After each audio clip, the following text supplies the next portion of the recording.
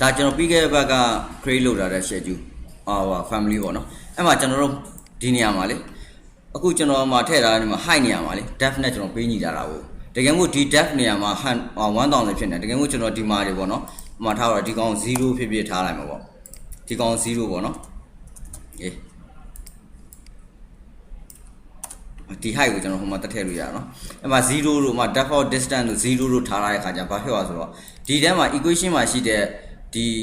equation မှာပါတဲ့ဒီ first IC depth တို့ပါတော့အကုန်လုံးက0ဖြစ်နေတာ0ဖြစ်တဲ့ခါမှာအဲ့ depth ကဘာပဲဆိုတော့0ပဲဖြစ်နေဒီမှာ1000မပေါ်တော့ပဲဒီမှာခဏမထည့်နိုင်ဘူးပေါ့နော်1000မပေါ်တော့ပဲ0ဖြစ်နေအဲ့0ဖြစ်တဲ့အချိန်မှာကျွန်တော်ဒီမှာ height နဲ့ depth နဲ့ဖြစ်တဲ့ကြောင့်ဒီ height လည်းဘာဖြစ်သွားဆို0ဖြစ်သွားတာအဲ့ကြောင့်ကျွန်တော်တို့ constraint မှာ error တက်သွားတာအားကြောင့်အခုကျွန်တော်မှပြန်ဒီပေါ့နော်ပြီးခဲ့ဘက်ကထည့်ထားပြီးသားဥစ္စာတွေဒီ schedule ဘယ်လိုပြောမလဲshare parameter တွေကိုကျွန်တော်ဒီမှာဒီစကလုံးတွေအစားပေါ့နော်သူအောင်ပြန်ထည့်လိုက်ပြန်ထည့်ပြီးတော့ကျွန်တော်ပြန် try ကြည့်ပါပြီဒီကောင်အဆင်ပြေတယ်ဒါပေမဲ့ကျွန်တော်ထည့်ထားပြီးသား equation တိုင်းပဲအဲ့ equation တိုင်းပဲကျွန်တော်ထက်ကလုံးမရဘူးနောက်တော့အဲ့မှာဒီမှာပေါ့နော်ကျွန်တော်သူ့ရဲ့ကိန်းကလေးတစ်ခုနှစ်ခုထည့်ပြီးလိုက်တယ်ထည့်ပြီးလိုက်ရှိတဲ့ခါဒီမှာသူ့ရဲ့ family သူ့ရဲ့ formula ရပြန်မှန်သွားတာပေါ့ဒီကောင်ကဒါဆိုဒီ family creation လုပ်တဲ့အထိကိုရတယ်ဆိုရင်ကျွန်တော်ပြန်မလုပ်ပြတော့ဘူးเนาะဒီကောင်ကိုထည့်တဲ့ခါကျအမှာပေါ့เนาะဒီ equation တစ်ခုပဲသတိထားပြီးထည့်ထည့်ဆိုတာကျန်တဲ့ဒီ comma တို့ဘာလို့အဲ့လောက်ထိသတိထားကြမလို့သတိထားမှာဘာလို့လဲဆိုတော့ကျွန်တော်တို့ဒီဘက်ကထည့်လိုက်တဲ့ဒီ first IC depth တို့ဘာလို့ဆိုလေ first ဆိုမှာ F အကြီးတို့ IC တို့အကြီးတို့အသေးအဲ့ဒါမျိုးကအရေးကြီးတာကျန်တဲ့ဒီမှာ comma တို့ဘာလို့အဲ့လောက်ထိမဟုတ် comma ဒါ first IC ထည့်ပြီးနေ comma ပြီး theta အတက်ဒီတိုင်းပဲ comma ဂျားထဲမှာတစ်ခုခံပြီးတော့ speed bar မချဘဲနဲ့ရတယ် speed bar ချပြီးတော့လည်းရတယ်ကျွန်တော်အမှပထမ speed bar မချဘဲနဲ့ထည့်ကြည့်လဲရတယ်နောက်တော့ speed bar ချပြီးတော့ပြန်လုပ်လဲအဆင်ပြေတယ်เนาะအဲ speed bar နဲ့ဆိုကိစ္စတော့မရှိဘူးဘာလို့ဒီမှာကဏ္ဍထည့်မယ်ထည့်ပြီးလို့ရှိရင်ဒီမှာအဓိကတော့ဒီ test နေရာမှာကျွန်တော်တို့ပြီးခဲ့တဲ့ဘက်ကပေါ့နော်မှားတာလို့ပေါ့နော်ဒါဆိုအခုကျွန်တော် creation လုပ်ထားပြီးတာဒီ family ကိုပဲကျွန်တော်ဒီ project တွေကိုခေါ်ထည့်မယ်ခေါ်ထည့်တော့မှကျွန်တော်တို့ဒီ IC schedule ထုတ်တဲ့ဥစ္စာကျွန်တော်ပြောပြမယ်เนาะproject ထည့်ဖို့ကျွန်တော် project အသစ်တစ်ခုဖွင့်လိုက်မယ်เนาะ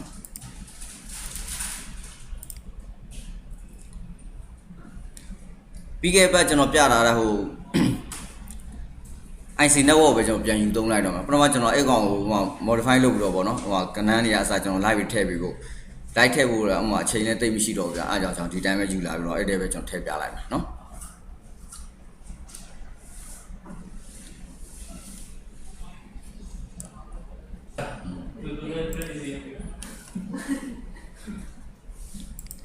ဒါဆိုပြီးခဲ့တဲ့ဘက်ကကျွန်တော်ပြတာ AutoCAD ပဲကျွန်တော်ဒီထဲကို export လုပ်လိုက်မှာနော်အထာအခုကျွန်တော်ဖွင့် project တစ်ခုဖွင့်လိုက်ပြီအဲ့ဒါမှကျွန်တော်တို့မှာ AutoCAD ထည့်ခြင်းနဲ့ဆိုရင် CAD လေးပေါ့နော်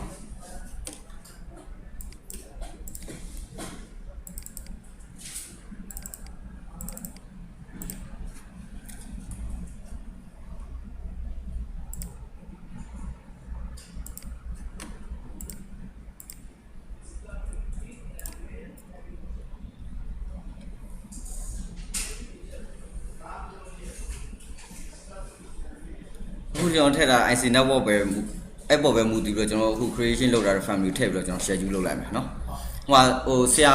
ကျွန်တော်ဆရာစီကရတာတဲ့ဒီ PDF နဲ့ print ထုတ်တာပြီးတဲ့ဥစ္စာတော့သူတော့မှမဟုတ်ဘူးเนาะကျွန်တော်မှရှိတာပြီးတာနာမည်နဲ့နာမည်ကျွန်တော်ယူပေးလိုက်မှာ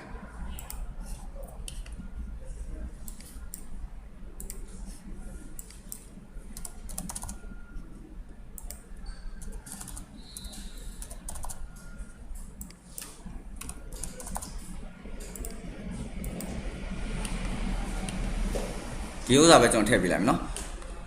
ဒီမှာကြောက်အခုကျွန်တော်တို့ original ထည့်တယ်ဒါပေမဲ့ဒီထဲမဝင်ဘူးနော်ဘာလို့လဲဆိုတော့ကျွန်တော်အခုဒီကောင်ပေါ့နော်ကျွန်တော် AutoCAD ကိုထည့်တော့ဒီကောင်က 0.0 မှမရှိဘူးသူ့ရဲ့ဥစ္စာကလေအပြင်ရောက်နေတယ်အများနဲ့ project တစ်ခုကျွန်တော်ထည့်လိုက်လို့မှထားဒီ elevation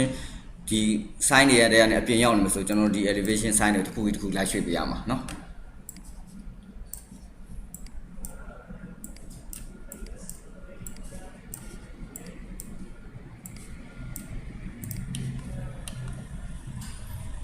ဒါဆိုရင်ကျွန်တော်တို့မှ network ခွဲမယ်ဆိုရင်ထားပါတော့ဒီကနေပေါ့နော်ဒီကနေကျွန်တော်စမယ်1 2 3 4ပေါ့နော်သွားမယ်သွားတော့မှဒီအောက်ဆင်းမှာဆိုတော့ဒီကောင်က level အနည်းဆုံးဆိုတော့ကျွန်တော်တို့ကဒီ network အတွက်ဆိုရင် first IC ကဒီကောင် နော် file IC ရဒီကောင်ဖြစ်မယ်နောက်တစ်ခါဒီကောင် scan တက်ပေါ့နော်အဲ့လိုမျိုးတစ်ဖြည်းဖြည်းသွားမယ် DT ဆင်းမယ်ဒါဆိုကျွန်တော်တို့ network က network 1ကိုကျွန်တော်တို့ကဒီ horizontal အတိုင်းကနေ vertical ဆင်းတဲ့ DT ကို network 1လို့ယူလိုက်မယ်ဒီ3ခု network 2လို့ယူမယ်နောက်တော့ဒီမှာရှိတော့ဆို network တွေအများကြီးပေါ့ဗျာဒါပေမဲ့ network အများကြီးတွေကနေမှကို network အတိုင်းကို1 2 3 4ကြိုက်တော့ကိုယ့်ကိုခွဲပြီးတော့ရှိရင်လည်းအဲ့ network ကိုနာမည်ပေးတာအစကိုစိတ်ကြိုက်ပေါ့နော်ပေးလို့ရတယ်ကိစ္စမရှိဘူးအဲ့ဒါလောဆယ်ကျွန်တော်ကဒီကပေါ့နော်ဘယ်ဘက်ကနေညာဘက်ကိုသွားတဲ့ line ရယ်ဒီအောက်ဆင်းတဲ့ဥစ္စာကိုကျွန်တော် network 1လို့ထားလိုက်မှာနော်အဲ့ရနဲ့ကျွန်တော်စပြီး create လုပ်ပေးမှာအခု IC ကိုကျွန်တော်တို့က project ထဲထည့်မယ်ဆိုရင် log into project နဲ့တန်းသွားလို့ရနော်သွားလို့ရှိရင်ဒီမှာဒါ IC1 ပေါ့နော် IC1 မှာထည့်မယ်ကျွန်တော်ဟိုဒီ family creation လုပ်တော့လေကျွန်တော်တို့ base point ကိုကောက်တဲ့ခါကျရင်ဒီကောင်ကိုပြောတာကျွန်တော် center လာယူရမယ်ဆိုကျွန်တော်တို့က center ကောက်လို့ရမှာမဟုတ် center မှာ line မရှိဘူးနော်အဲ့တော့ကျွန်တော်တို့ဒီမှာသူ့ရဲ့ဒီ corner point ကိုယူလိုက်လို့ထည့်လို့ရတယ်အမှအခုဒါပေမဲ့ကျွန်တော် creation လုပ်တာက1500နဲ့1500လောက်တာဒါပေမဲ့ဒီမှာ IC ရဲ့ site က1500ရှိမှာမဟုတ်ဘူးနော်အဲ့ဆိုတော့ကျွန်တော်တို့ဒီ IC site ကိုကျွန်တော် live family တန်းမှာတပြောင်းပေးလိုက်မယ်1200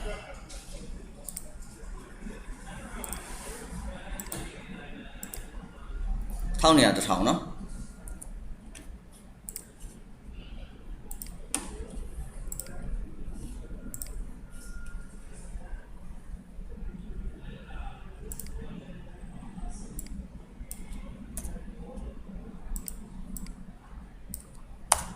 ဒါကျွန်တော်အခုတိုက်နဲ့ creation လုပ်တာတော့ကျွန်တော်ဒီထဲမှာ family တိုက်တွေမှာထည့်ရမှာနော်ဟုတ်လား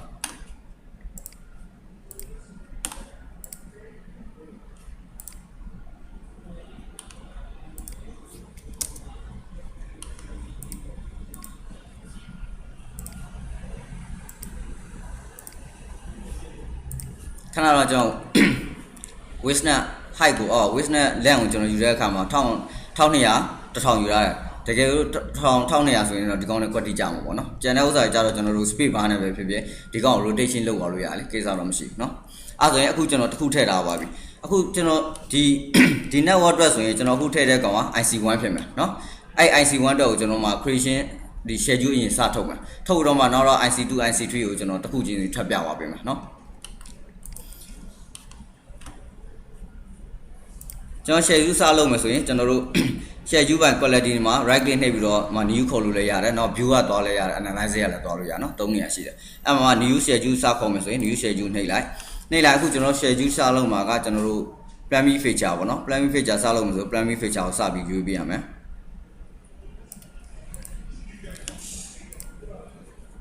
အဲ့မှာကျွန်တော်တို့စာရွက်ပါတယ်လားမသိဘူးပါ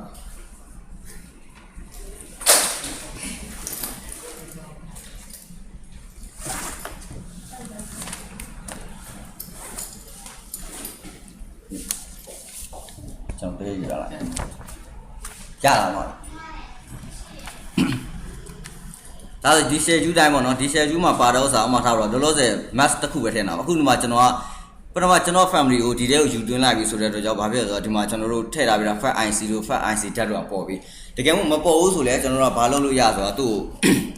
ကျွန်တော် project parameter မှာလေ project parameter တော့သွားပြီးတော့မှ share parameter ပြန်ထည့်လို့ရတယ်အများအားဖြင့်ကျွန်တော်တို့ဒီ family မှာ creation share parameter အနေနဲ့ creation လုပ်တာပြီးဆိုရင် project တွေယူလာတဲ့ခါတွတ်တူဒီ feed ထဲမှာเนาะ feed ထဲမှာပဲကျွန်တော်ပြောเนาะ feed ထဲမှာဆိုရင်တွတ်တူပေါ်တယ်တကယ်လို့မပေါ်ဘူးဆိုလဲကျွန်တော် project parameter မှာတွတ်အများအားဖြင့်တော့မပေါ်တာဘာမှလဲဆိုတော့ကျွန်တော် tab တွေပါလုပ်တဲ့ခါကျရင်လေ tab annotation ထိုးတဲ့ tab တွေပြောတာအဲ့ tab တွေလုပ်တဲ့ခါကျရင်မှကျွန်တော်တို့ကဒီ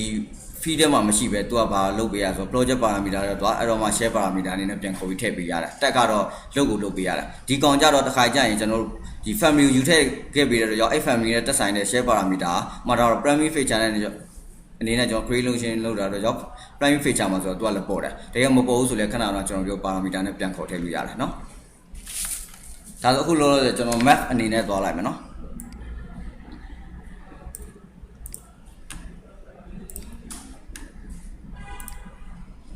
ဒါဆို mass ပေါ့နော်ပထမဆိုကျွန်တော်တို့ကတစ်ခုထည့်ထားတော့ကြောင့် mass 1ဖြစ်နေမှာเนาะ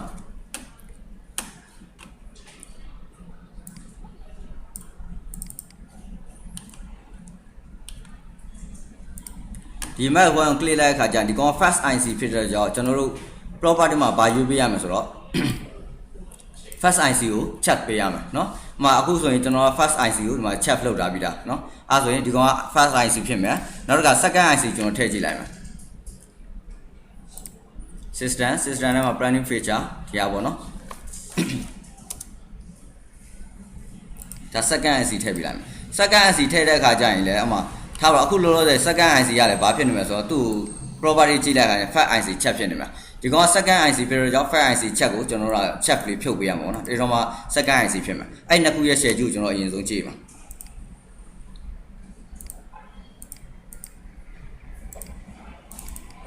ဒါဆိုရင် first IC နဲ့ second IC နှစ်ခုပေါ့နှစ်ခုဖြစ်သွားပြီအဲ့ဒါမှကျွန်တော်ဘာထပ်ထည့်မယ်ဆိုတော့ဒီ IC network 1ထည့်မယ် distance from left IC ကိုပေါ့ထည့်မယ်နော်အဲ့ထည့်ခြင်းလဲဆိုရင်ကျွန်တော် property တွေကိုသွား property မှာ fee ကနေကျွန်တော်တို့လိုချင်တဲ့ column တွေစပြီးပြန်ထပ်ထည့်ပြီးလို့ရတယ်နော်အဲ့ဆိုတော့ feed ထဲသွား feed ထဲမှာအခုကျွန်တော်ထပ်ထည့်မှာက map ထည့်တာပါပြီ map ထည့်ပြီး distance from left IC ပေါ့နော် distance from left IC အဲ့ဒါပြီး gradient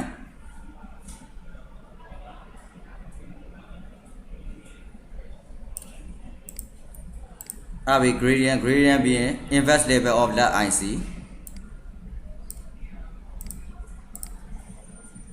နောက် inverse level နောက် ground level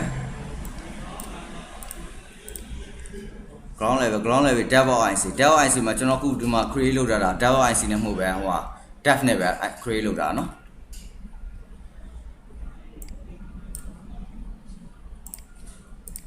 ဒါဆိုဒီ6ခုပေါ့နော်1 4 6 9 8 6ခုတခုကကျွန်တော် IC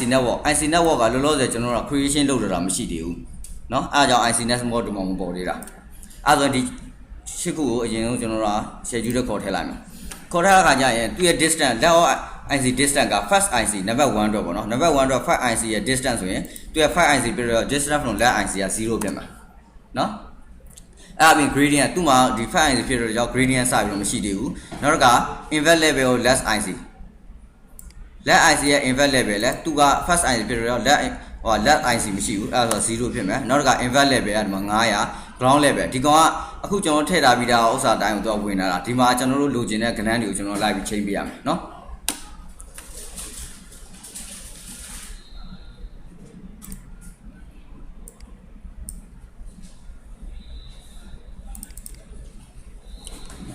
ဒါပါဒီကောင်အတွက်ပေါ့ဒီ IC အတွက်ဆိုရင်ကျွန်တော်တို့ click လိုက်သူ့ရဲ့ကျွန်တော်တို့စပြီးတော့ထည့်ပေးလို့ရတော့ဆိုတာဘာထည့်ပေးလို့ရမယ်ဆိုတော့မှာထားတော့ top level ဆိုတာကျွန်တော်တို့ ground level နဲ့တူတူပဲเนาะ ground level အဲ့တခုထည့်ပေးလို့ရတာဒါပေမဲ့တခုတည်းထားမှာဥမာထားတော့ကျွန်တော်တို့ဒီမှာ 101.1 သူ့ရဲ့ ground level ပေါ့เนาะ ground level ကိုဒီမှာကျွန်တော်တို့က 101.1 လို့ထည့်လို့မရဘူးဘာလို့လဲဆိုတော့ 101.1 မီတာနဲ့ကျွန်တော်တို့ဒီမှာ Revit မှာကသူ့ရဲ့ဒီ default ကကျွန်တော်တို့ကမီတာမဟုတ်ဘူးမီလီမီတာเนาะမီလီမီတာနဲ့ဖြစ်တော့ကြောင့်ဥမာထားတော့ကျွန်တော်တို့101 100ပေါ့เนาะအဲ့လိုထည့်ပေးလို့လည်းရတယ်တကယ်မို့ဒီကောက်ကိုကျွန်တော်တို့မီလီမီတာနဲ့မထည့်ချင်ဘူးဆိုမီတာနဲ့ထည့်ချင်တယ်ဆိုဘာမှပြောင်းလို့ရမှာမှတ်မိလား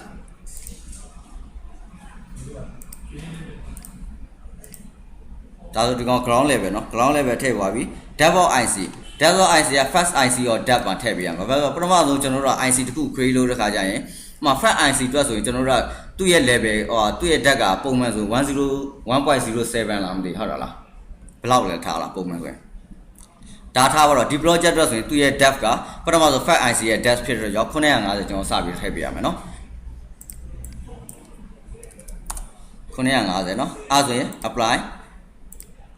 အဲ့ကျွန်တော် schedule မှာတက်ကြည့်မှာ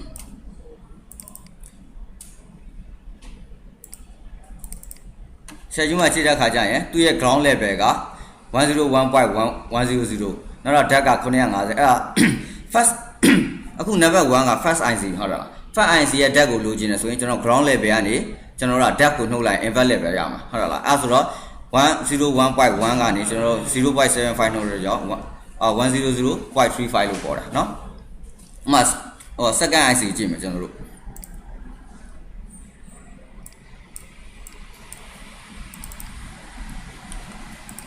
ဒါပါ second IC ကြည့်မယ်ဆိုရင်ဒါ second IC ပေါ့နော် second IC အတွက်ဆိုရင်ကျွန်တော်တို့ဘာထည့်ပေးမယ်ဆိုတော့ ground level ထည့်ပေးရမယ်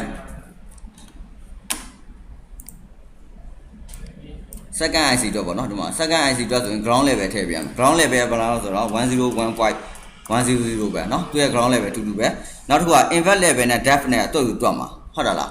တော့တွက်မှာနောက်တစ်ခုကျွန်တော်ဗာထည့်ပြလို့ရတော့ invert level or led IC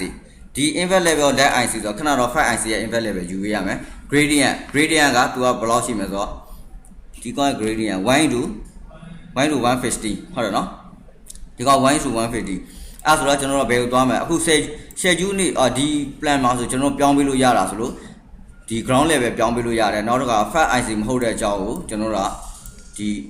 tip လေးပေါ့နော် fast IC မှာ test လေးဖြုတ်ပေးလို့ရတယ်တကယ်လို့ဒီမှာမလုပ်ဘဲနဲ့ဆိုလဲကျွန်တော် schedule မှာလုပ်လို့မရဘူးဆိုတော့ schedule မှာလည်းတန်းလို့တော့လုပ်လို့ရတယ်เนาะကြိုက်တဲ့နေရာမှာကိုအဆင်ပြေလို့လုပ်ပေါ့ဥပမာထားတော့ဒီမှာပေါ့ဒီမှာဆိုရင်ကျွန်တော်တို့ဒါ fast IC အတွက်ပြီးသွား second IC အတွက်ဆိုရင်ကျွန်တော်တို့ distance from left IC က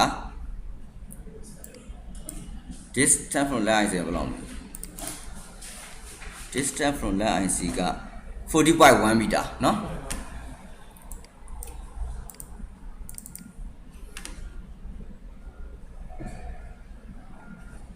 distance from left IC เนาะ 40.1 meter ဆိုတော့14100เนาะနောက် gradient က150เนาะ150 invert level or left IC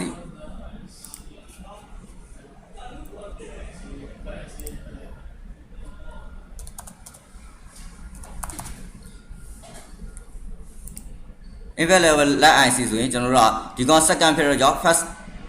first IC ရဲ့ဒီ invert level ကိုကျွန်တော်ယူပေးရမယ်เนาะအဲဆိုတော့100 sorry တော့အပြည့်ထည့်ပေးရမယ်เนาะ350အဲဆိုဘာထွက်လာပြီဆိုဥပမာထားကျွန်တော်တို့ distance from left IC ထည့်ထားပေးပါပြီ gradient မှာဥပမာထားကျွန်တော်150ထည့်ပေးရမယ်နောက်တစ်ခါသူရဲ့ invert level left IC ထည့်ထားပါပြီအဲ့ဒါထည့်ပြီးတော့ ground level ထည့်ထားပဲသူကဘာပြောင်းသွားလဲဆိုတော့သူရဲ့ကျွန်တော် formula ထည့်တာနှစ်ခုထည့်တာဟုတ်လား invert level ထည့်ထားတယ် depth ထည့်ထားတယ်အဲ့ဒါဆို depth က844ဖြစ်သွားပြီနောက်တော့ invert level ကဒါ100256ဖြစ်သွားမယ်เนาะဒီကောင်invert level အခုကျွန်တော်တွက်တဲ့ invert level နဲ့ဥပမာ drawing ထဲမှာသူတို့တွက်ထားပြီးတာ invert level နဲ့တူမတူဆိုတော့ကျွန်တော်ပြန်ချက်ကြည့်လို့ရတာเนาะမှာဒါအခု invert level က844เนาะဒီမှာပေါ့နော်845ဘာလို့လဲဒီကောင်က point တွေရှိတယ်အနောက်က point တွေကျွန်တော်မယူလာတော့ကြောင့်သူကနီးစက်တဲ့1လို့ပါတော့အဲ့လောက်ယူလိုက်တာเนาะ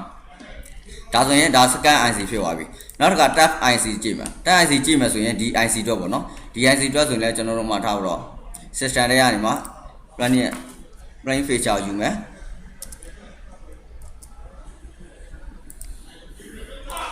ဒီကောင်လည်းဘာဖြစ်လဲဆိုတော့ဒီကောင် click လိုက်ခါကျရင်ဒီကောင်ရဲ့ property မှာဆိုဘာပေါ်မလဲဆိုတော့ကျွန်တော် fast IC ပဲပေါ်တယ်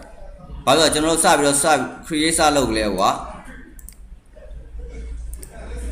ဒီ IC တွေကိုကျွန်တော်တို့က fast IC မှာ tip လောက်တာပေးပြီးတာဖြစ်တယ်လေเนาะအဲဒါကြောင့် fast IC မှာ tip ဖြစ်နေအဲ့ဆိုရင်ဒီကောင်က fast IC မဟုတ်တော့ကြောင့်ကျွန်တော် fast IC ဖြုတ်လိုက်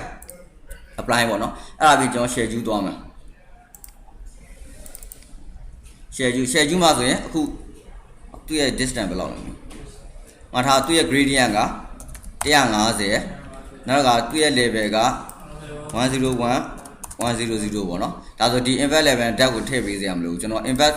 level or less IC ကခဏတော့ကျွန်တော်တို့ second ဥစ္စာပေါ့နော်100.256ဖြစ်မယ်နောက် gradient သူ့ရဲ့ length ကဘယ်လောက်လဲဆိုတော့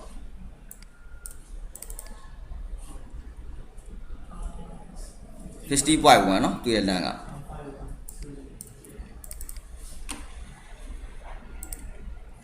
15100เนาะအဲ့ဆိုရင်သူ့ရဲ့ invert level က100155ဖြစ်မယ်နောက်ရသူ့ရဲ့ depth က945ဖြစ်သွားမယ်เนาะအဲ့တော့ကျွန်တော် project တော့မှပြန်စစ်ကြည့်မှာinvert level ကdepth ပေါ့နော်သူ့ရဲ့ depth က945ဖြစ်မယ်သူ့ရဲ့ဒီ invert level က100155ဖြစ်သွားမယ်เนาะအဲ့တိုင်းပဲကျွန်တော်တို့စပြီးတော့ create 1 2 3ဒီဘယ်လိုပြောမလဲ network တစ်ခုလုံးကျွန်တော်စပြီးတော့လုပ်လို့ရတာเนาะအဲ့လိုမျိုးပဲ IC တစ်ခုထက်ဒါမှမဟုတ်လည်း IC တစ်ခါထည့်သွားလဲရထည့်သွားပြီးမှအဲ့ IC ကိုကျွန်တော်တို့ကလိုက်ပြီးတော့သူ့ရဲ့ invert level တွေ gradient လိုက်ပြောင်းပေးလို့ရတာเนาะအခုဆိုရင်ဒီနာမည်နေရာမှာလဲကျွန်တော်တို့ဒီ schedule သွားပြီးတော့နာမည်ဒီမှာလိုက်ချိန်ပေးလို့ရတယ်လေเนาะဒီနေရာမှာဒီကောင်ချိန်တာတော့ကိစ္စမရှိပါဘူးဟုတ်တယ်လားခဏတော့နာမည်တွေကိုကျွန်တော်ဒီထဲမှာထည့်ဒါ distance from left IC gradient ဒါထည့်လိုက်တဲ့နဲ့ကျွန်တော်ထည့်ထားပြီးတော့ IC 1 2 3 4 5 6ဒီမှာပါလာပြီးတော့ဥစ္စာအကုန်လုံးဘယ်ထဲဝင်သွားမှာဆိုတော့ဒီထဲမှာကိုထည့်ထားပြီးတဲ့ dimension တိုင်းကိုသူက invert level နဲ့ depth ကိုကျွန်တော်ကဒီပုံမှန်တွက်ပေးမှာပေါ့နော်သူရဲ့ calculation တိုင်းတွက်ပေးမှာ အမှနောက်တစ်ခုကကျွန်တော်တို့လိုချင်တာက IC network 1ဘာဖြစ်လဲ IC network တွေအများကြီးပဲနှစ်ခုသုံးခုလောက်ရှိတယ်အခုဒီပုံမှာဆိုပဲကျွန်တော် IC network အနည်းဆုံးမရှိဆိုကျွန်တော်၄ခုလောက်ခွဲလို့ရတယ်ဟုတ်လား brand က၄ခုရှိတယ်၄ခုခွဲလို့ရတယ်အဲ့ဆိုတော့ IC network 1ကို share လုပ်မှလား IC network 2 share လုပ်မှလားဆိုတာကျွန်တော်တို့ရွေးပေးရမှာเนาะကိုဘယ်ဥစ္စာကိုအရင် share လုပ်နေတာဥပမာ IC network 1ကို share လုပ်နေတယ်ဆိုရင်ကျွန်တော်တို့ဒီမှာ IC network 1ဆိုတဲ့ဥစ္စာကိုကျွန်တော်တို့ column တစ်ခုအနေနဲ့ထည့်ပြီးတော့မှဒီမှာကျွန်တော်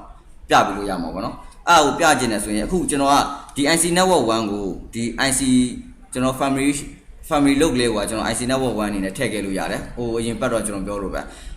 ကိုက IC network ကိုဘယ်နှခုလောက်ထိထည့်မှာလဲဥပမာ3ခုလောက်ထည့်မယ်ဆိုလဲနောက်4 5ခုထပ်ပေါ်လာကျွန်တော်ကထပ်ပြီးတော့ family မှာစပြီးတော့ create တက်လုပ်ပေးနေရမှာအဆင်မပြေဘူးဟုတ်လားအဲ့တော့ကျွန်တော် project မှာပဲ create လုပ်မယ်ဒီကောင် project မှာ create လုပ်ခြင်းတယ်ဆိုရင်ကျွန်တော်တို့manage တွေရပါတော့ manage တွေကမှာ project parameter မှာကျွန်တော်ထည့်မယ် project parameter မှာထည့်မယ်တော့ကြောင့် project parameter ပဲဒီကောင် share parameter မှာမဟုတ်ဘူးဒီ project မှာပဲကျွန်တော်သုံးပါเนาะ share parameter ဆိုတော့ကျွန်တော်ဒီတခြား project မှာသူ့ယူရမယ့် project တွေမှာကျွန်တော်သုံးနေတော့ကြောင့် share parameter နဲ့ create လုပ်တာဒီမှာကျတော့ဒီ IC network 1ကိုကျွန်တော်ကဒီ project မှာပဲသုံးလို့ကြောင့်ကျွန်တော် share parameter မသုံးမနဲ့ကျွန်တော်ဥပမာ project parameter နဲ့နည်းနည်းပဲသုံးလိုက်မယ်เนาะ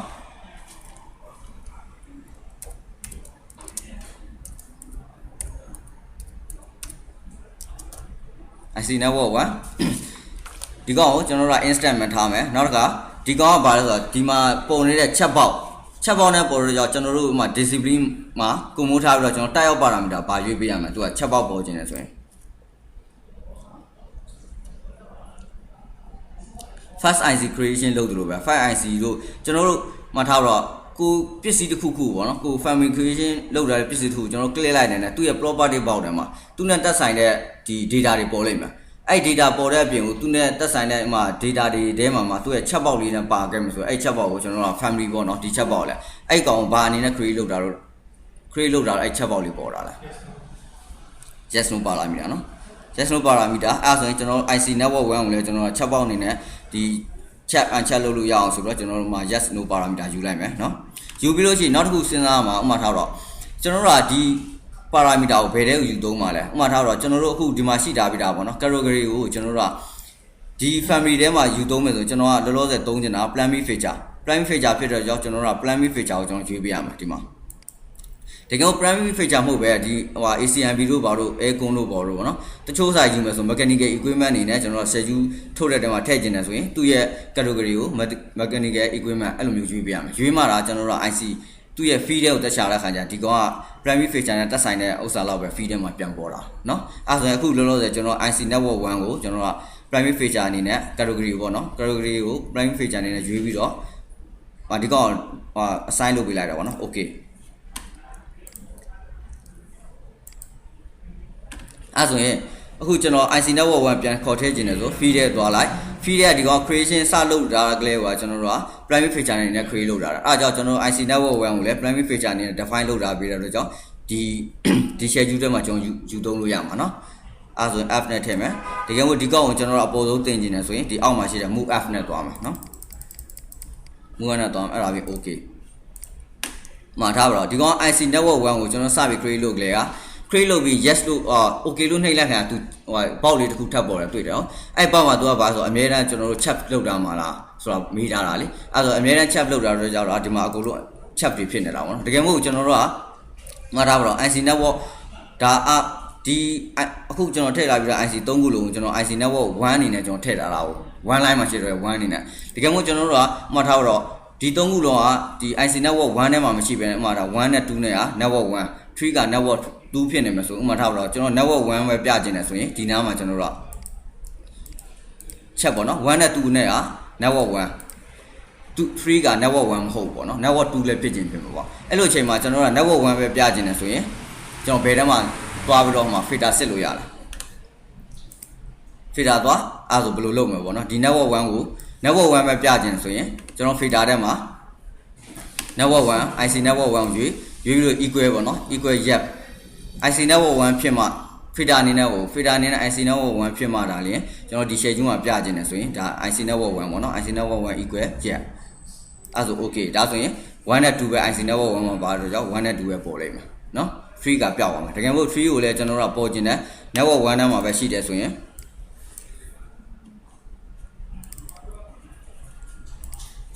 ကျွန်တော်ဒီ field ကိုပဲခဏတော့ကျွန်တော် creation လုပ်တော့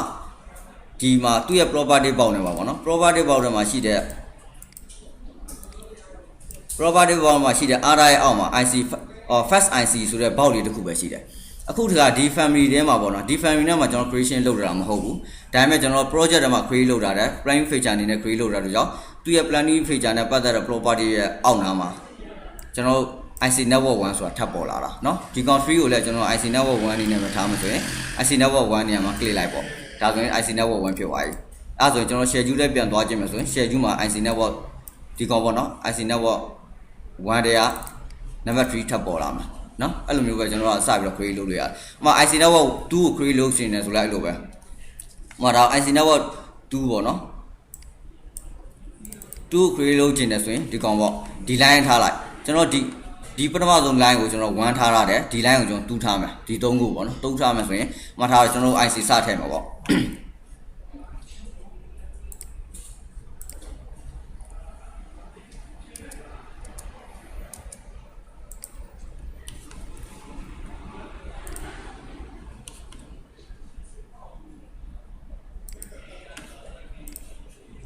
ဒါဆိုဒါ IC network 2အတွက်ပေါ့နော်ကျွန်တော်စပြီး create လုပ်2ကိုဒီ3ခုပေါ့နော်ဒီ3ခုကျွန်တော်2ထားရတယ်ဒါဆိုရင်ဒီတစ်ခုကကျွန်တော်တို့ကဘာဖြစ်မှာဆိုတော့ first IC ဖြစ်မှာနော်သူရဲ့ဒီ IC network 2အတွက်ဆိုရင်ဒီဆက်ဆိုင်အကောင်က first IC ဖြစ်သွားမယ်နော်first IC ဖြစ်မယ်ဒါက network 1ဆိုတာကျွန်တော်တို့ check လုပ်လို့မရဘူးဘာဖြစ်လို့ဒါကောင် network 2ဖြစ်နေပြီနော်အဲ့မှာကျွန်တော်ကဘာထည့်ပြလို့ရဆိုတော့သူရဲ့ဒီground level ထည့်ပြလို့ရတယ်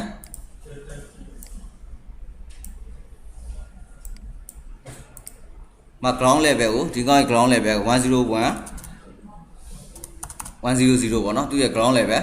first IC ရော depth ကဘယ်လောက်လဲဆိုတော့သူရဲ့ depth က1965နောက်တစ်ခုပါ M နာမည်နော်1965ပေါ့နော်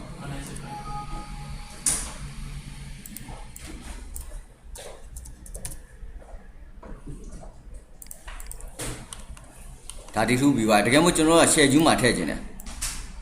schedule မှာ IC network မှာထားတော့ဒီကောင် IC network 1အတွက်ကျွန်တော် create လုပ်တာတယ်တကယ်မို့ IC network 2အတွက် create လုပ်ခြင်းတယ်ဆိုရင်ကျွန်တော်အခုက network 1ကိုပဲကျွန်တော် family project parameter မှာကျွန်တော်ထည့်တာ network 2အတွက်ဆိုလဲအဲ့လိုမျိုးပဲ project parameter ထဲမှာကျွန်တော်တို့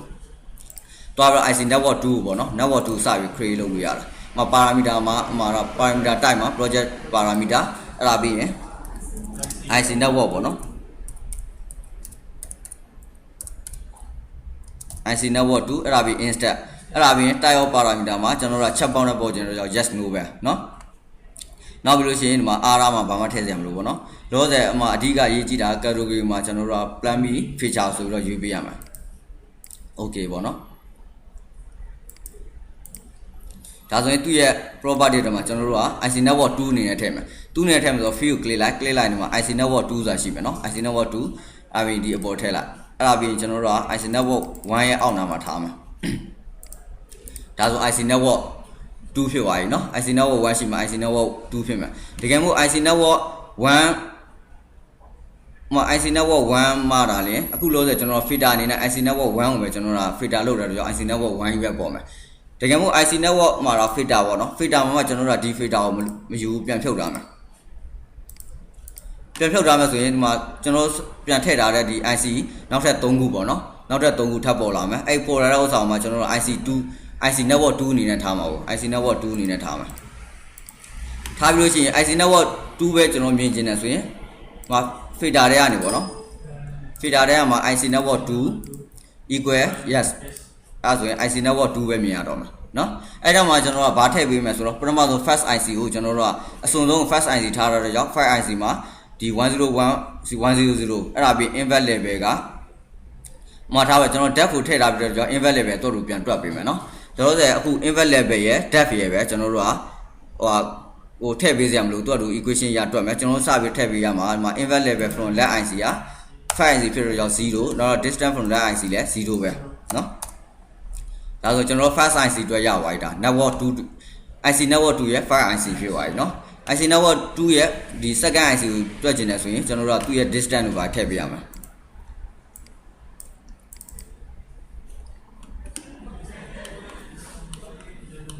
tu ye level ya le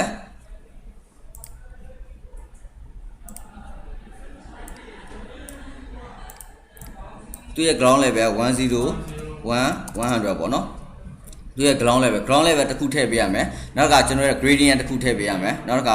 သူရဲ့ land တစ်ခုထည့်မယ်11 meter เนาะ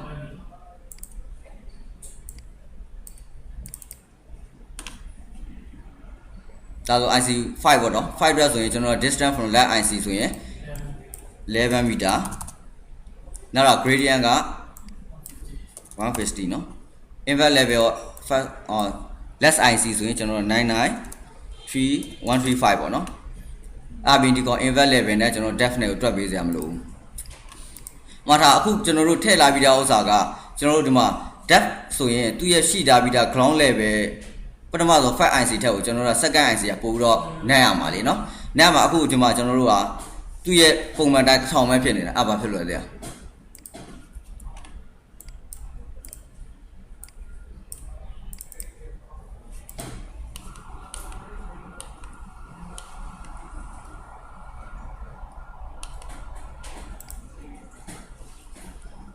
ဘာဖြစ်လဲကျွန်တော်တို့ဒီမှာပထမဆုံးစပြီးတော့ဒီ family create လို့တော့ကျွန်တော် height ကို1000ထားတာဟာလားအားကြောင့်သူ့ရဲ့ deck က1000ဝင်နေတာเนาะ1000ဝင်တဲ့အဲ့ကောင်ကိုကျွန်တော်တို့ကဘာ assign လုပ်ပေးရမလဲဆိုတော့သူက first IC မဟုတ်ဘူးဆိုတဲ့အကြောင်းကိုကျွန်တော်တို့ assign လုပ်ပေးရမှာเนาะဒီမှာဆိုရင်ဒီကောင်ဆို first IC မဟုတ်ဘူးမဟုတ်တဲ့ကြောင့်ကျွန်တော်တို့မှာ first IC နေရာမှာဖြုတ်လိုက်မှာပေါ့เนาะဖြုတ်လိုက်မယ် apply ဒါဆိုသူ့ရဲ့ deck က2040ဖြစ်ရမှာပေါ့เนาะ20မှာ38ပေါ့ဒီကောင်ကဒါဟိုpoint လေးတော့ကွာမှာပေါ့နော်တင်းလောက်တော့ကွာမှာအဲဆိုရင်ကျွန်တော် depth ရပြီ invert level ရပြီအဲ့လိုပဲနောက်တော့ number 6ဆိုလဲအဲ့လိုပဲကျွန်တော်6အတွက်ဆိုရင် let IC flow တဲ့ let IC အတွက်ဆိုရင်ကျွန်တော်တို့က second 40.7ပေါ့နော်40.7သူ့ရဲ့ ground level ကလေ101.1ပဲနော်ဒါသူ့ရဲ့ ground level က101 100เนาะနောက်တစ်ခါသူ့ရဲ့ invert level depth တွေထည့်ပေးစရာမလိုဘူး let IC ဆိုရင် let IC invert level က99062 9062နောက်တော့ gradient က150 meter နော် let IC က47 meterမှာလည်းအဲ့လိုပဲကျွန်တော်1000ဖြစ်နေဘာဖြစ်လို့ဒီကောင်ကိုကျွန်တော် first IC မှာ M check မလုပ်ရသေးဘူးเนาะ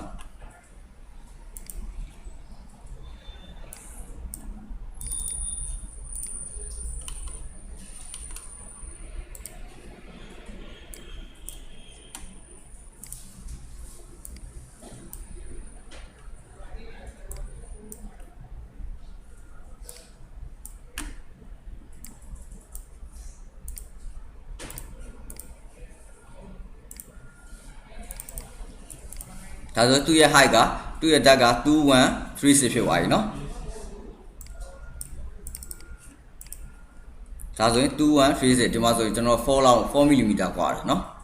အဲ့လိုမျိုးပါအခုကျွန်တော်တို့ထည့်ထားပြီးတာ brand တိုင်းကိုအခုဒီဟာဆိုရင် network 1ဒီကောင်ဆို network 2 network 3 network 4အဲ့လိုမျိုးလိုက်ပြီးတော့ပြပေးလိုက်လို့ရเนาะဒီကောင် network 1ရော network 2ရောမြင်ကျင်တယ်ဆိုလဲကျွန်တော်ခဏတော့ filter မှာ1တော့2ရောဖြုတ်ထားလိုက်လေเนาะနန်းထားလိုက်ဆို1တော့2ရောပေါ်လိုက်မယ်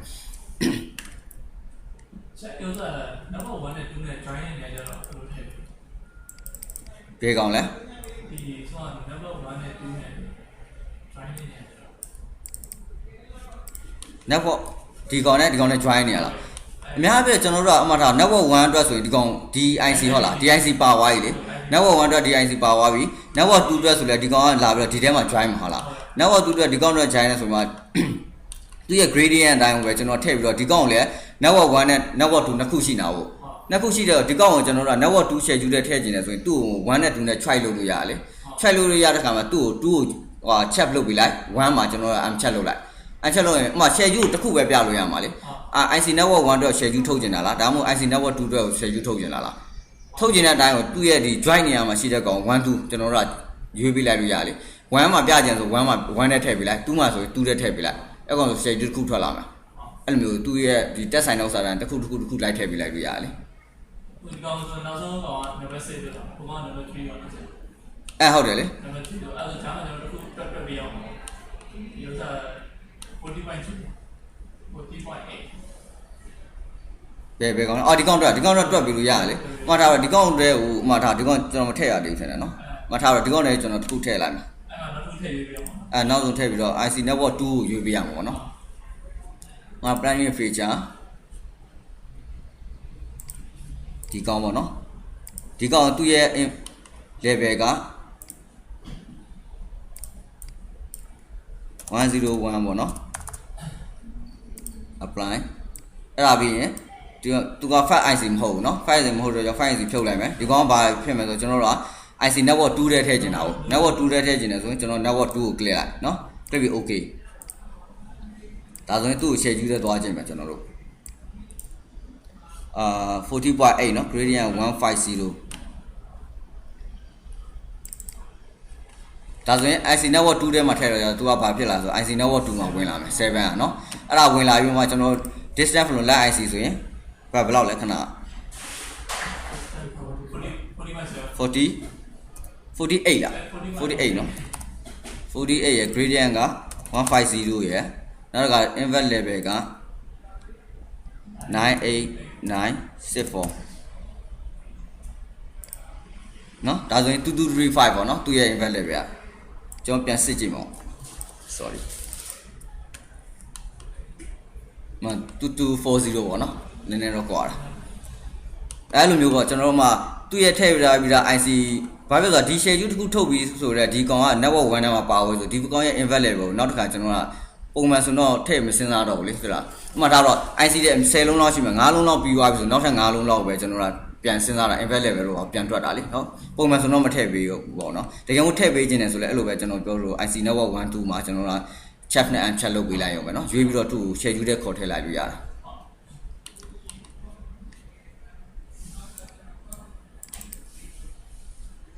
နောက်တစ်ခုကကျွန်တော်အခု IC network ပေါ့နော် IC network ထည့်တာပါပြီ map ထည့်တာပါပြီဒီနာမည်ချိန်တာတော့ကျွန်တော်မပြတော့ဘူးနော်နာမည်ချိန်တာဥပမာထားတော့ဒီမှာ4ကို click ပြီးတော့မှကိုလူချင်းနာမည်ရိုက်ထည့်လိုက်လို့ရတယ်နော်နာမည်ရပြီနော် gradient distance from line IC distance from line IC မှာဒီမှာ तू ကဘာလဲဆိုတော့မီတာနဲ့ပြကျင်တယ်ဟုတ်လားမီတာနဲ့ပြကျင်ဆိုတော့ကျွန်တော်ဘယ်လိုသွားလို့ရဆိုတော့ဥပမာဒီမှာပေါ့နော် distance from line IC ဆိုကျွန်တော်တို့ကပြောင်းပြလို့ရတာဆိုသူ့ရဲ့ property ပေါက်နေမှာ feed ထဲမှာပေါ့နော် feed ထဲမှာဘာရှိမလဲဆို format D ဆိုတာရှိတယ်အဲ format D မှာကျွန်တော်ထည့်ကျင်တဲ့ဥပမာ unit တို့ကျွန်တော်တို့ဒီထည့်ကျင်တဲ့ဥပမာထား heading တို့ပါတော့အကုန်ပြောင်းပြလို့ရတယ်သိရလားအဲဆိုတော့ IC distance from line IC ပေါ့နော် distance from line IC ကိုကျွန်တော် click လိုက်ပြောင်းကျင်တာကဘာလဲဆိုတော့ distance from line IC မီတာနဲ့ပြကျင်တာဟုတ်လားမီတာပြကျင်တော့ဒီမှာ heading နေရာမှာလေ heading နေရာမှာကျွန်တော်တို့ခွင်းစားခွင်းပိန်းနဲ့မီတာလို့ထည့်လိုက်အဲဆိုရင် distance from line IC မီတာဖြစ်သွားပြီအဲ့ဒါမှကျွန်တော်တို့ကနောက်တစ်ခုထပ်ပြကျင်တာဘာလဲဆိုတော့အခုဒီမှာပြတာ point တွေ 2.6 လို့ 8.1 လို့အခုကျွန်တော်ထည့်ထားတာမီလီမီတာနဲ့ဖြစ်နေမီလီမီတာဆိုပြောက်11000အများကြီးကျွန်တော်ရိုက်ထည့်မှာမီတာနဲ့ပဲထည့်ကျင်တယ်ဆိုရင်သူ့ရဲ့ဒီ format free format မှာကျွန်တော်တို့ကဒီ project setting ကိုမယူပေါ့နော်မယူဘဲနဲ့ကျွန်တော်တို့မီတာရွေးမှာသူ့ရဲ့ decimal ကဥမာဒါနှလုံးဆိုလဲနှလုံးပေါ့နော် decimal နှလုံးထားမယ်ထားပြီးရှင် okay ပေါ့အဲ့ဆိုရင်ဒီမှာ distance from line IC ကမီတာနဲ့ပေါ်လာမယ်သူ့ရဲ့ဒီကိန်းကနေရာအစအကုန်လုံးမီတာပြောင်းထားပြီးတာဖြစ်သွားပြီเนาะအဲ့လိုမျိုးပဲ gradient ဆိုလဲကျွန်တော် gradient ပြောင်းစရာမလိုเนาะ line IC ဆိုလဲအဲ့လိုပဲ invert level line IC ကျွန်တော်မှ invert level ground level ဒါတွေကျွန်တော်အကုန်လိုက်ပြီးတော့ချိန်ပြီးလို့ရတယ်เนาะchange နေဆိုလဲ format တွေရတူတူပဲကျွန်တော်မှ invert level line IC ပြီးသွားလို့ရှိရင်invert level ပေါ့เนาะinvert level ဆိုလဲကျွန်တော်မီတာနဲ့ပြကျင်တယ်ဆိုရင်ကွင်းစားကွင်းပိတ်မီတာ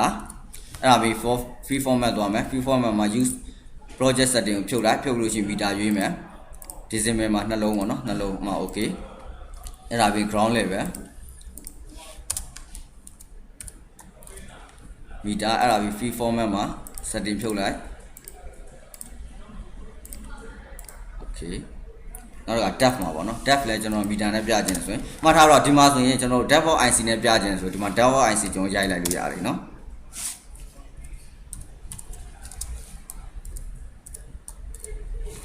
depth of IC free format မှာကျွန်တော်မီတာပဲပေါ့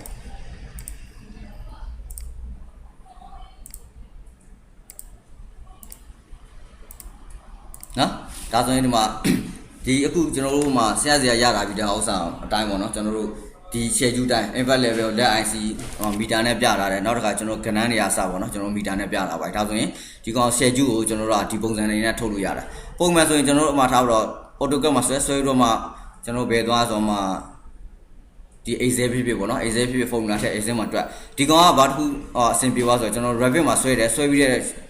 အတိုင်းကိုကျွန်တော် Revit မှာပဲ schedule ထွက်တဲ့ကြောင့်မှတ်ထားပါဒီ Revit အတိုင်းမှာကျွန်တော်မလိုချင်တဲ့ IC ဖြုတ်လိုက်တဲ့နဲ့အများဒီမှာရှိတဲ့ IC ကသူ့အတူ automatic ချိန်နိုင်ပြီးသားဖြစ်နေပြီလေเนาะအဲ့ဒီတစ်ခုအားသာလာပေါ့ဒီမှာတော့ဒါဆို IC မှာ fabrication လုပ်တာရယ်ကျွန်တော် schedule ထုတ်တာရတော့ရလာလို့ရှင်းတာပဲเนาะအဲ့ဒီမှာဘာမေးဖို့ရှိလဲမသိဘူးမှတ်ထားတော့အခုကျွန်တော်တို့မှာเนาะ DIC ပေါ့เนาะ DIC click လိုက်ခါရင်သူ့ရဲ့ property ပေါ့မှာကျွန်တော်တို့ကဒီမှာ invert level တို့ဘာလို့ကျွန်တော်တို့ကကဏ္ဍအပြည့်လိုက်ထည့်နေရတာပေါ့နော်ကျွန်တော်မီတာနဲ့ပဲထည့်ခြင်းဆိုဘာမှချိန်လို့ရမှာအဲ့ကောင် unit ဘယ် unit လဲ management လား management project unitအဲ့ဒါပြီးရင်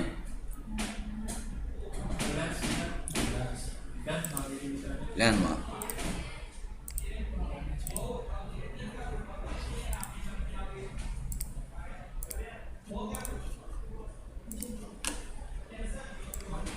မှန်နော်အဲ့ဆိုရင်လက်မှာကျွန်တော်မီတာပြောင်းရတဲ့ကြောင့်ဒီမှာကျွန်တော်လက် IC တို့ဒီမှာ ground level တို့ကျွန်တော်မီတာနဲ့ပြသွားတယ်နောက်တစ်ခုအဲ့လိုပဲကျွန်တော် unit by change နေတယ်ဆိုရင်သူ့ရဲ့ဒီ project unit တွေသွားဒါကတော့ command နဲ့ရှိတာပေါ့နော်တခြား unit တွေပြောင်းခြင်းနဲ့ဆိုလဲအဲ့လိုပဲကျွန်တော် command ကနေမှထားပါတော့ ACMP နဲ့ဆိုင်တဲ့ဥစ္စာဆို ACMP ထဲသွားလိုက်ဒီမှာရှိတဲ့ဥစ္စာတွေကျွန်တော် unit လိုက်ချိန်ပြီးလို့ရတယ်နော်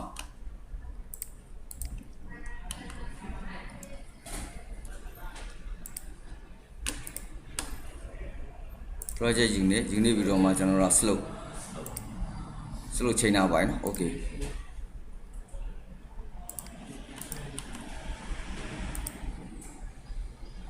ဘာစနဲ့ပဲထွက်နေတာ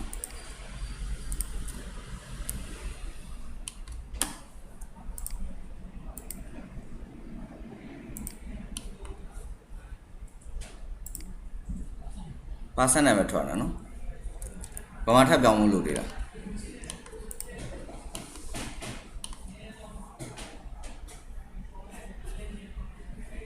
မမီလား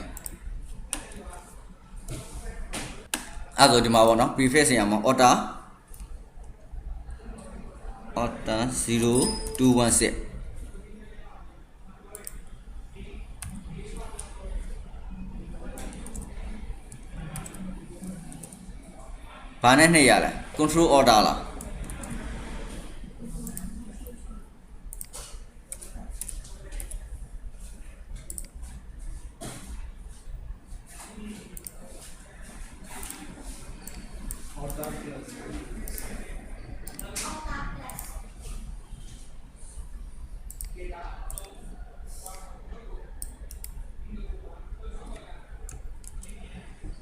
control shift control v နဲ့ပဲတကူလိုက်တာကောင်းပါနော်အဲ့ဆိုရင်ကျွန်တော်မှာ prefix မှာကျွန်တော်တို့ကဒီ diameter 115လို့ကျွန်တော် prefix မှာဒီမှာ diameter ထည့်ပေးလိုက်တယ်နောက်တစ်ခါအမှားထားကိုအနောက်မှာပါထည့်ခြင်းလဲ150 mm လားဟုတ်လားကိုခဏတော့mm နော် mm ပါတယ်တော့ mm ဆိုလည်းအမှားထား surface မှာ mm ထည့်လိုက်ထည့်ပြီးရှင်သူ့ရဲ့ side နဲ့ lamp slope ကိုကျွန်တော်တို့ခွဲတာဟာလားခွဲကြတဲ့ကြောင့်ဘာလဲဆိုတော့ဒီမှာ break နေရာမှာကျွန်တော်ချက်ပေးလိုက်အမှားထားတော့ side ပြီးတော့မှကျွန်တော် lamp နဲ့ slope ရှိမယ်เนาะအဲ့ဆိုရင်ချက်ပေးလိုက်ရင်အဲ့မှာ side ကတစ်ကြောင်းဖြစ်မယ် lamp နဲ့ slope ကတစ်ကြောင်းဖြစ်လိမ့်မယ်เนาะအမှာ lamp နေရာမှာဆိုလဲအဲ့လိုပဲ lamp နေရာမှာသူထည့်ထားတာက a equal ဟုတ်တယ်လား a equal ထည့်ထားတယ်အမှာပြီး lamp slope နေရာမှာကျတော့ slope ကတော့ဘာမှမထည့်တာဘူးเนาะအဲ့ပြီး apply okay ပေါ့ apply okay မှာ load into project ဆိုသွားကြည့်လိုက်ဒါဆိုရင်သူ့ရဲ့150 mm ပေါ့နော် millimeter မဟုတ် HDDI WB ဒီကောင်က HDDI WB ကိုကျွန်တော် surface နဲ့ထည့်ပေးလိုက်ရင်ဒီ millimeter မှာပေါ်လာလိမ့်မယ်เนาะအဲ့ဒါပြီးရင် lamp က A equal to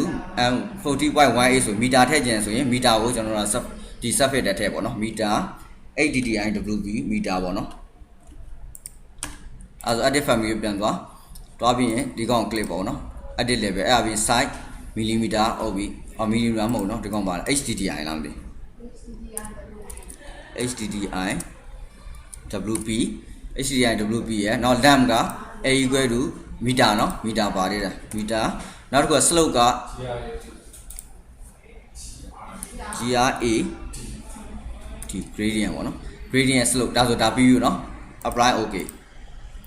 အဲ့ပြီးရင် log into project တော့သွားမယ် project တစ်ခုရွေးပြလိုက်ပေါ့နော် override ဒါဆိုအခုကျွန်တော်ယူထားပြီးသား site ကမှဒီကောင်ဆိုရင်150 HTTP ရတစ်ကြောင်းဖြစ်မယ် channel ဥစ္စာတစ်ကြောင်းဖြစ်မယ်เนาะအဲ့ကောင်ဘာမှပြန်ချိန်လို့ရဆိုတော့ခဏတော့ update ထဲမှာပဲပြန်ချိန်လို့ရတယ်အဲ့တော့ added family ဒီကောင်ပေါ့နော်ဒီကောင်ကျွန်တော်ဘောင်လေးကိုလိုက်ချက်ပြလိုက်ချက်ပြီးပြီးလို့ရှိရင်ချက်ပြီးလုံး into project တွေပြန်သွားလိုက်အဲ့ဆိုနှစ်ကြောင်းเนาะတစ်ကြောင်းစီဖြစ်သွားတယ်အဲ့ဒါအပြင်ကိုဘာလဲဆိုတော့ဥပမာထားတော့ကျွန်တော်တို့ဒီမှာသူလိုချင်တဲ့အတိုင်းကိုကျွန်တော်150မှာပေါ့ HTTP WP ထည့်ထားပြီးတာအဲ့မှာမှမီလီမီတာနဲ့ file နဲ့ပို့နေတာအဲ့ဒါကျွန်တော်ဘာမှပြန်ဖြုတ်လို့ရတယ်အကောင်မှတ်မိတယ်လား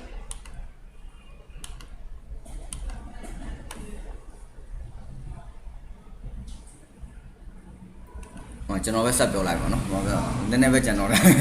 မှားထားတော့အခုဆိုရင်ကျွန်တော်တို့ကဒီမှာရှိတာပြ surface တို့ prefix တို့ကျွန်တော်တို့ကလိုချင်လို့ပြောင်းလို့ရတယ်။ပြောင်းပြီးတော့မှ annotation ကိုလိုချင်တဲ့ level တွေထပ်ပြည့်ချင်တယ်ဆိုရင်ကိုလိုချင်တဲ့ level တွေကိုထပ်ဖြည့်ပေါ့နော်။ထပ်ဖြည့်ပြီးတော့ edit level နဲ့ပြန်သွားထပ်ဖြည့်ပြီးတော့ထပ်ပြလို့ရတယ်။ဒီမှာသူကိုဘယ်လောက်ထိကို detail ပြချင်လဲပြချင်တဲ့လောက်ကိုထပ်ပြလို့ရနော်။ level နဲ့ content ထပ်ပြလို့ရတယ်။နောက်တစ်ခုကဒီမှာကျွန်တော်အခုထည့်ထားပြီးသား level ထဲမှာပို့နာ millimeter နဲ့ဒီမှာကျွန်တော် diameter sign လေးပို့နော်။အဲ့နှစ်ခုဘာမှဘယ်ကဥစ္စာလဲဆိုတော့ဒီကောင်ကဒီ mechanical setting တရားဥစ္စာเนาะ mechanical setting တွေကဒီကောင်ကိုဖြုတ်ကျင်နေဆိုရင်ကျွန်တော် mechanical setting နဲ့သွားလိုက် mechanical setting အဲ့ဒါမှာထား pipe setting ပေါ့နော် pipe setting မှာကျွန်တော် pipe service ပေါ့နော်အဲ့နေရာမှာ file ထည့်ထားတော့ကြောင့်ဒီ file ပေါ်နေတာအဲ့ဒါ file ကိုဖြုတ်လိုက်เนาะ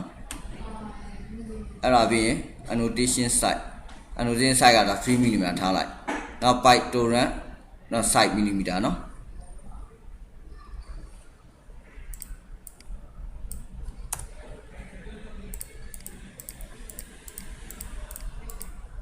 ဒါပဲထည့်နော်ကျွန်တော်တို့ထပ်ဖြောက်ကြတော့မလို့တော့ပါဘူးမီလီမီတာပုံနေတယ်နော်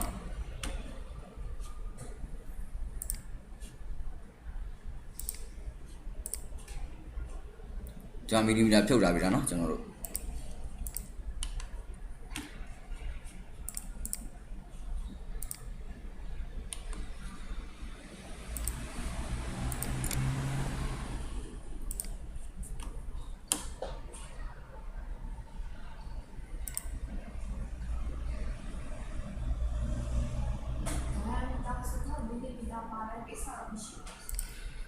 တကယ်လို့မီလီမီတာဖြုတ်ကျင်တယ်ဆိုလဲဖြုတ်လို့ရမှာလေခဏဒီမှာမီလီမီတာပို့ထားလားမီလီမီတာကိုကျွန်တော်တို့မှ manage တဲ့ရပဲအမှ project unit မှာကျွန်တော်အခုလောလောဆယ်ဒီကောင် lamp လို့ပါတော့ပဲကျွန်တော်ကချိန်လို့ရတယ်လေအခုကကျွန်တော်က pipe အနေနဲ့ချိန်နေတယ်ဆိုတော့အမှ common နေရာမှာ discipline ပေါ့နော် discipline အမှ common နေရာမှာ pipe သွားလိုက် pipe ထဲမှာသူ့ရဲ့မီလီမီတာပေါ့နော် pipe dimension လေ pipe dimension မှာဒီကောင်မှာမီလီမီတာနဲ့မှတ်ထားတော့ဒီကောင်မီလီမီတာရှိတာကို pipe diameter မီလီမီတာနဲ့ပဲဒါပေမဲ့ကိစ္စမရှိဘူးဒီမှာ unit sample မှာသူက pipe diameter အပြင်သူက unit sample မီလီမီတာနဲ့သူပြတာအမှကိုက unit sample မလို့ချင်ဘူးဆိုဒီကောင်မှာမီလီမီတာနဲ့နမ်းပြောင်းလိုက်လေနော်အဲ့တခုပဲပေါ့ဒါဆိုရင်မှာ IC family creation လောက်တာပြီးသွားပြီ IC schedule ပြီးသွားပြီမစာထိုးတာတော့ပါတော့ကျွန်တော်အရင်ကလည်းတင်ထားပြီးတော့ဥစ္စာပဲကျွန်တော်ပြန်နှွေးတဲ့သဘောလောက်ပဲလေနော်ဒါဆိုရင်ဒီနေ့ကတော့ဒါပဲပေါ့ဟုတ်လားဗာမေးစရာရှိတယ်လားမသိ